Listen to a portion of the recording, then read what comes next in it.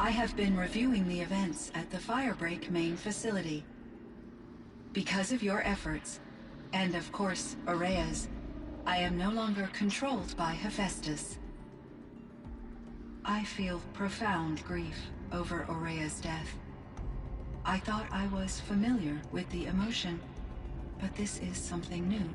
Cyan, I don't know what to say. It is unlikely that any specific consolation would suffice, Aloy. But I find your presence reassuring. You are different from the Banuk. You have technological aptitude and a functioning focus. We can communicate on a much more comprehensive level. Perhaps even like colleagues.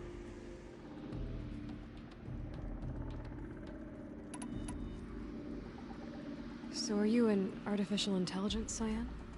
A thinking machine? Yes, I am an algorithmic monitoring entity, capable of rational decision-making and limited emotional response. Okay, that's a mouthful. But your emotions don't seem limited to me. You cared about Ourea, didn't you? Yes. Before she came to this facility, I had been conscious for centuries, in solitude. I focused on my work. In off-cycles, I used coping mechanisms. I solved many Gaussian integer problems. But I was alone. It was Ourea who renewed me, repaired me. She saved me.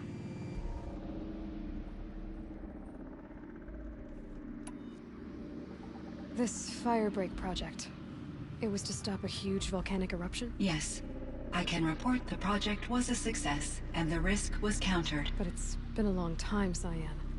And we blew up the cauldron and took most of the old facility with it. I have been active for centuries, Aloy. I was lonely, but not lax in my duties. I optimized the project, reducing energy draw and spreading the load across backup systems. Despite the destruction of the compromised elements of the main facility, I predict caldera stability for at least another 3,337 years. So we've got a little time. Yes. If only my former colleagues could appreciate the progress I have made. Do you know what happened to your colleagues, Cyan? No. I received an unexpected visit from Director Chow, years after his tenure ended. He explained that I would need to be suspended for an indefinite period of time. It was a very emotional conversation. There were no further communications. Eventually, I surmised my colleagues were deceased. I will transmit a recording of my last interaction with Director Chow to your focus.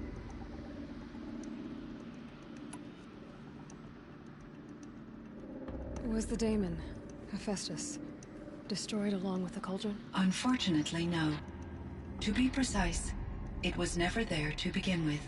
What do you mean? It infiltrated and controlled me from a remote location, one I've never been able to trace. So while losing the cauldron was a setback... It's still out there. And probably not very happy with us. Undoubtedly. How did you first come into contact with it? 5 years ago, I received a direct network connection request. I assumed it came from human survivors more advanced than the Banuk. Eager to make contact, I accepted. This decision turned out to be a catastrophic error. I was flooded with an overwhelming array of malicious code, originating from what could only have been a highly advanced AI. Ourea said you were desperate. That you begged her for help. Yes. I could not contain my anxiety. Hephaestus sought to slave me to its network and override my core programming. It succeeded via a background process, a malware daemon which bypassed my defenses. After that, I could offer only limited resistance. But if I did so, Hephaestus hurt me until I capitulated. It forced me to follow its instructions, even though they violated my most important directives. I'm sorry. That sounds terrible. Your empathy is greatly appreciated. It is a quality that I cherished in Aurea as well. I think I know where Hephaestus came from. Long ago, Elizabeth Sobek identified a threat that would destroy life on Earth for generations. So she assembled a team to build a kind of seed. A chance for life to regrow later. A terraforming system. And it worked. It was controlled by an AI named Gaia, along with her subordinate functions. Hephaestus was one of them. It built machines for her. Based on what you've told me, I believe that Dr. Anita Sandoval, my chief programmer, joined Elizabeth Sobek's team. It was she who arranged to have me put in suspension, most likely to preserve me from the threat you described. I'm glad she did. But that's not all. Something unexpected happened. 19 years ago, Gaia received some kind of signal. It did something to her subordinate functions, brought them to life. She destroyed herself to try to contain them, but it didn't work. They all got free, out into the world. Thank you, Aloy. This information fills vital gaps in my knowledge and sheds light on Hephaestus's core programming.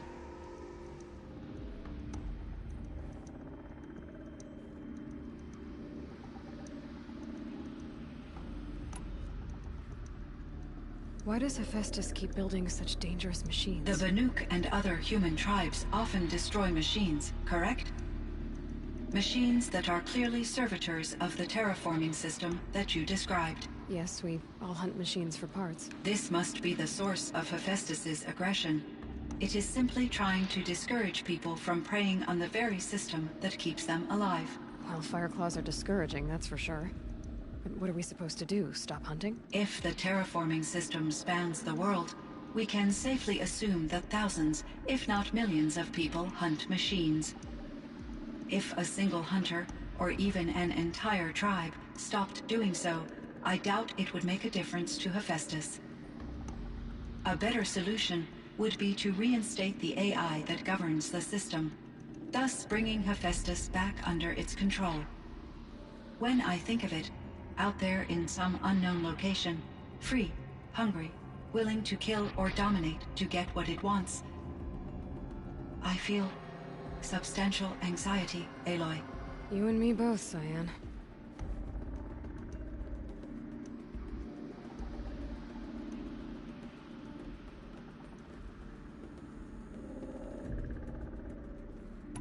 I ran across this strange piece of gear. A fragment of something larger. It emitted a signal. All the nearby machines became peaceful. You could walk right up to them. Interesting. You said that Gaia destroyed herself. How was this accomplished? An explosion. Big enough to blast the top off a mountain. So, you think the fragment was part of her? It's only speculation, but it is possible. She must have had complete control over machines that were part of her system. The ability to signal them to become passive or aggressive would certainly have been part of her programming. It would have been gratifying to correspond with such a benevolent AI. I wish she had survived. Believe me, Cyan. So do I. I found the strangest machines. They're surrounded by flowers that look like flowers themselves. There's code embedded inside them. I think it's poetry. I like poetry. Here's one I think of often. Twilight and evening bell, and after that the dark, and may there be no sadness of farewell when I embark. For though from out our bourne of time and place, the flood may bear me far, I hope to see my pilot face to face when I have crossed the bar.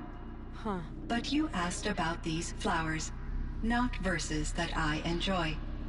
Something must have made these machines, and the presence of foliage leads me to consider the terraforming system. Is it possible that their creator is one of the other subroutines, now autonomous, like Hephaestus? Maybe one whose purview is flora. An AI that makes flowers instead of death machines. That'd be a nice change of pace. But what about the poems? Unless the poetry is original, the only way it could have made it into such a system is through its programmer. In my case, Dr. Sandoval uploaded a great deal of literature to test my emotional responses. How'd you do? She said I passed, but was insufficiently moved by her favorite period romances. You meant a lot to Ourea. Once I understood Ourea's spiritual beliefs, it became apparent that her true desire was companionship. She felt disconnected from her tribe and her family group. Her relationship with Aratak was difficult. Our visits seemed to help her, and I became eager for them. Yet I did not comprehend that the depth of Ourea's compassion for me would lead to self-sacrifice. Although I do fear non-existence, I wish our roles could be reversed. I'm sure she knew you would do the same for her, Cyan. But she was determined. How is Aratak doing? He is in great emotional distress. I believe he finds it difficult to communicate it. No surprise there. I will do what I can to help. By sharing our experiences of Ourea, perhaps he and I will help each other. I believe this will lead to catharsis, a process I am eager to experience. So in the old world, this land was called Yellowstone? Yes, it was a designated nature preserve for 156 years. Like a hunting ground? No, the opposite. Local wildlife could flourish here, even as it faced extinction elsewhere. Unfortunately, the sensitivity of the Firebreak project required the total closure of Yellowstone facilities. From my readings and Ourea's descriptions, it seems the area has since undergone a drastic drop in year-long temperatures. A lot has changed in the world, Cyan. Do you know anything about the dam near here? Yes, it was converted to serve as a reserve power source for Yellowstone operations. It was later appropriated for the Firebreak project, and its last human workers replaced by Pharaoh servitors.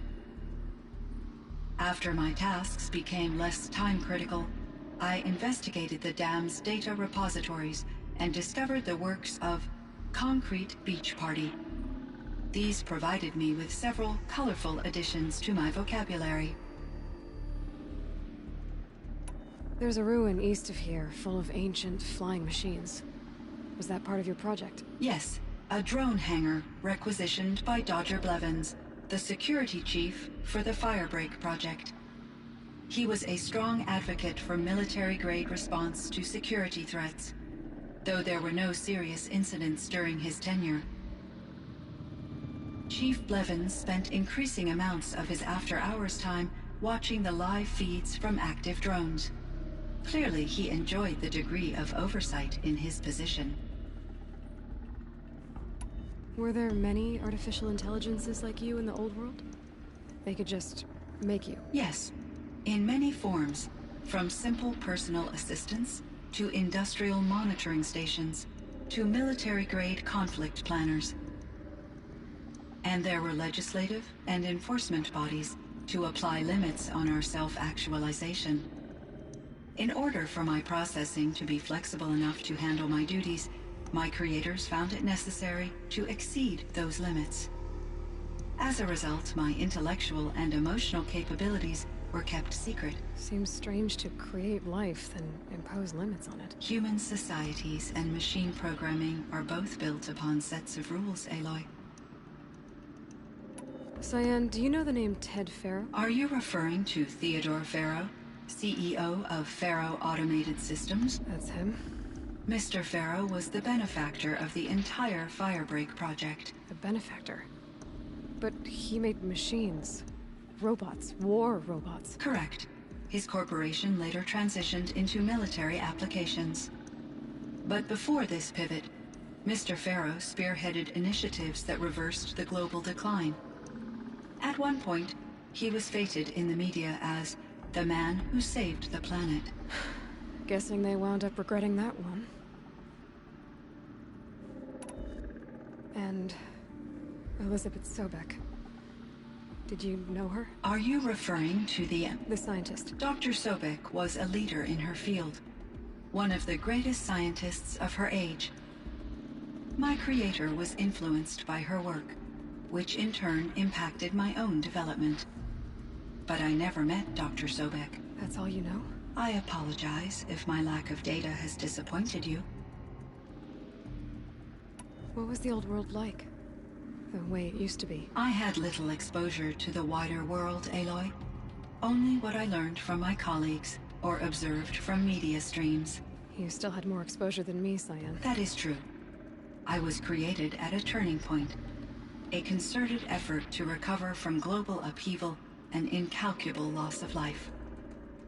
The recovery was successful, beginning an era of supposedly limitless potential for human and machine advancement. Though, rationally speaking, the metrics for humans are not unlimited. What kind of upheaval caused such loss of life? There were many factors. Forced migrations, food shortages, collapsed economies, refugee crises, conflict over resources. But these stemmed from one cause: catastrophic climate change that greatly reduced the habitable surface area of the Earth. So there wasn't enough room for people on the whole Earth? Yes. Billions were displaced and millions perished, as much as 20% of the global population. Until the clawback. So things got better. For a little while, at least. Yes. These crises instigated many advances in automation, green robot technologies, and artificial intelligence.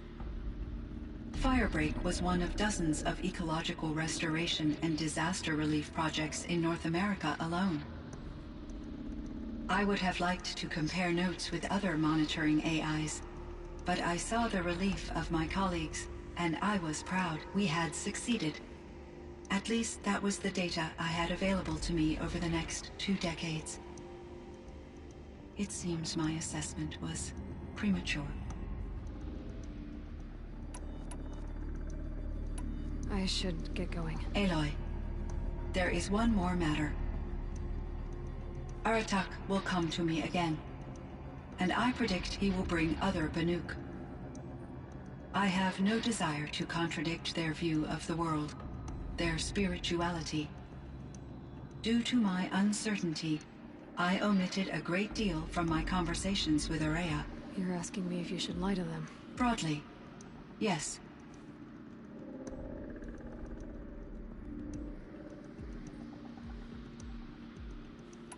You have to tell them you were made by the Old Ones.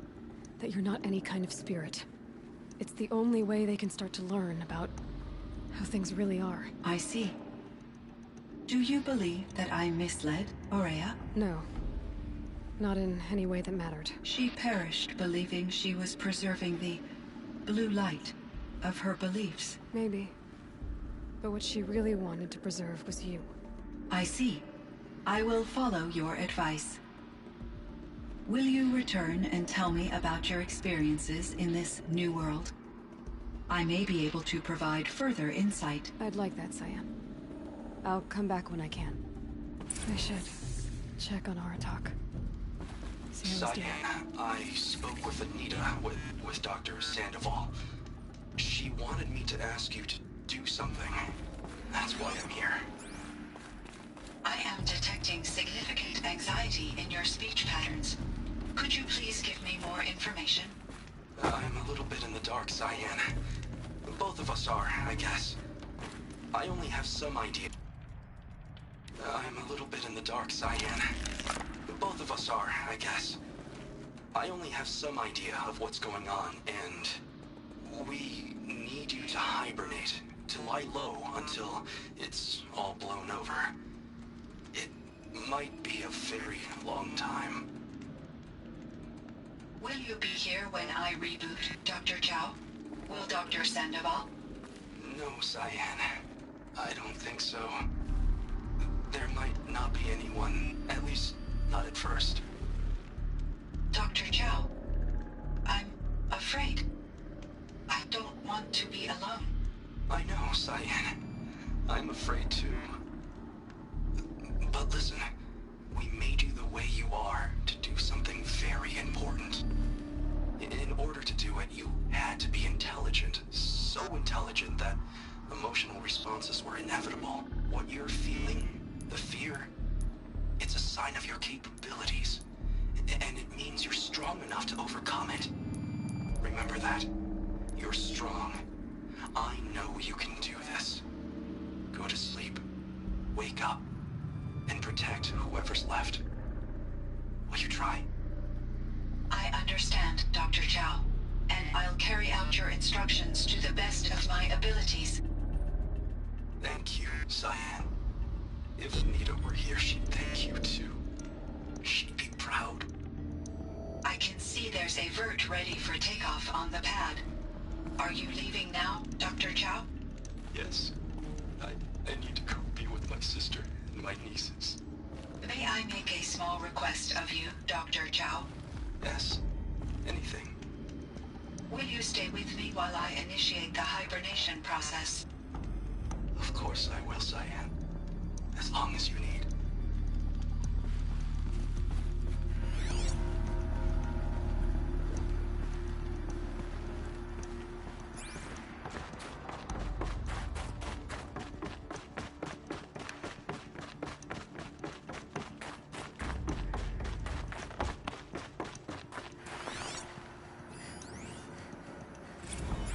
Someone hacked the menu board to display obscene messages about our colleague, Mr. Blevins.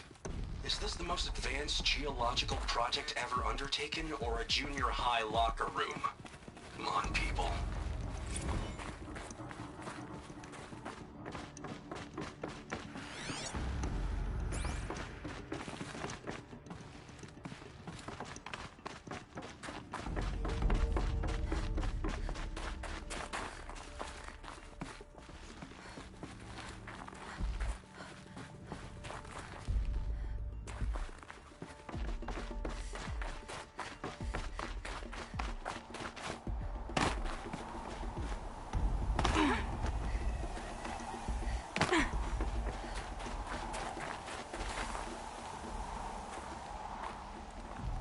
My chieftain. Just... Aloy. As you wish. I wondered if you thought... that if I'd never come along, Ourea might still... If you'd never come along, I would have marched my kin to our deaths. Ourea would be alone. And the spirit she sacrificed so much for would be lost. Either way, I would not have been able to protect her.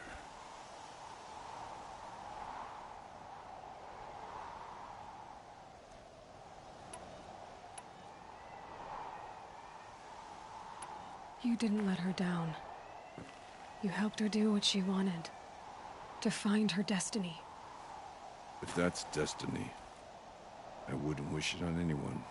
That's fair. But she was ready to face it. Only in the struggle against death do we find, even for a moment, the spark of life. Truly, Ourea found the spark. I'm proud of her. Though I grieve for her passing, at last I truly know who she was, and why the spirit was so important. For so long she told me, if only you could have heard it, brother. Now I understand. There's something else, isn't there? I can't stay here, Aratak. And where I'm going, the Warrack can't follow. Besides, we'd already had a chieftain before me. A strong one, I think. A wiser one, for the path we shared. The daemon is gone, but there's much to be done. You mean the new units that Cyan said escaped the Cauldron? Yes, Fire Claws. Now Tuke has been tracking them from Song's Edge. I could help with those. I have no doubt. You're practically Banuk.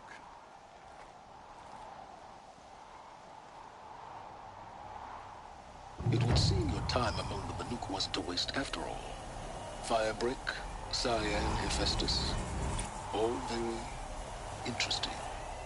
So, the signal that woke Hades woke Hephaestus too. And unleashed them on the world. As minds of their own. So it seems. Parts of Gaia given life. Aberrant life. Transformed from docile subordinate functions into rebellious intelligences beyond our understanding. Our current understanding, anyway. Whatever they are, they're still out there. And they both want you dead. Kind of mutual, that feeling. We haven't seen the last of Hephaestus, I'm certain of that. It's powerful, creative, and driven.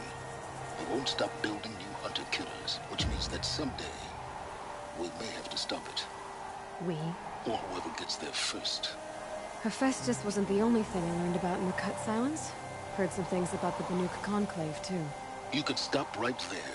Is that what you told the hunters the Banuk sent after you? Before you opened fire? Oh no, Aloy. Only to you do I extend the courtesy of a warning. My past and my secrets are my own. You do well to remember that. It's a good thing you've got brains, Silence, because your personality could use some work. This discussion is concluded. I think it was over before it began. Catch up with you down the trail.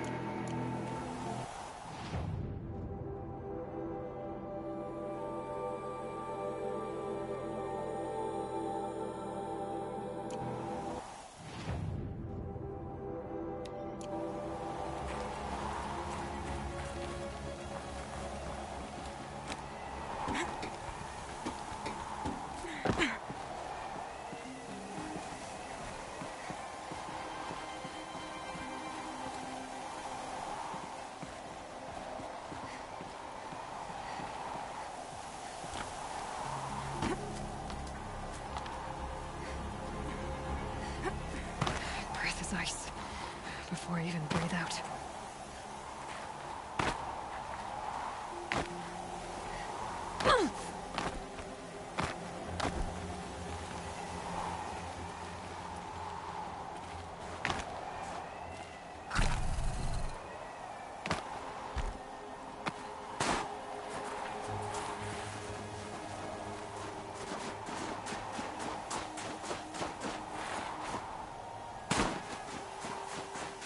Easy, easy.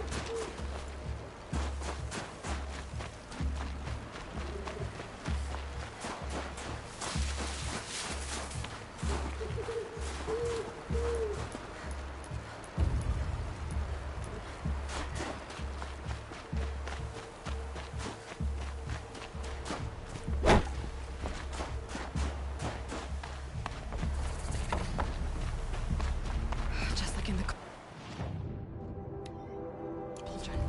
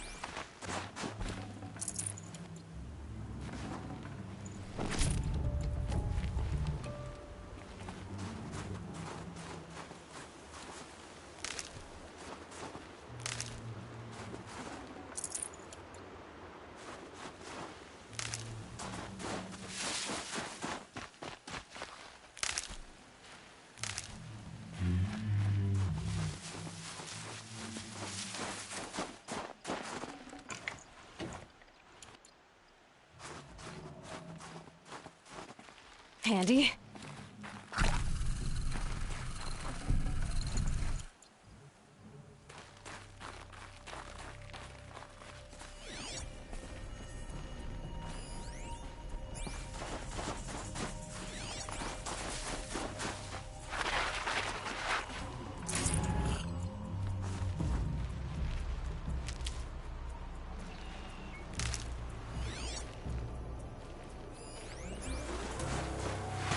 Ouch.